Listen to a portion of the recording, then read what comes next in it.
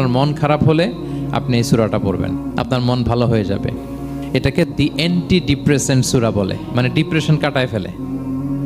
আমাদের এরকম অনেক সময় হয় না যে হতাশ, দেয়ালে পিঠ ঠেকে গেছে, কোনো বের হওয়ার রাস্তা নাই, কই যাব, কোথাও সফলতা নাই, সবাই আমাকে ভুল বুঝতেছে, এরকম মাঝে মাঝে হয় না আমাদের? আমাদের সবার লাইফে আপস অ্যান্ড ডাউনস আছে। আপনি যখন ভারাক্রান্ত হবেন, কষ্টে থাকবেন, এই সূরাটা পড়বেন, দেখবেন যে আপনার ডিপ্রেশন দূর হয়ে গেছে।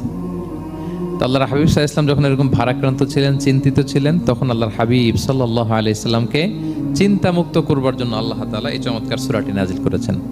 আল্লাহ নাজিল করলেন, আউযু বিল্লাহি মিনাশ শাইতানির রাজিম, বিসমিল্লাহির রহমানির রহিম, ওয়াদ-দুহা ওয়াল-লাইলি ইযা সাজা মা ওয়াদ্দাআকা রাব্বুকা ওয়া মা ক্বালা ওয়ালাল আখিরাতু খায়রুল লাকা মিনাল উলা ওয়ালা সাওফা ইউতিকা রাব্বুকা ফাতারদা।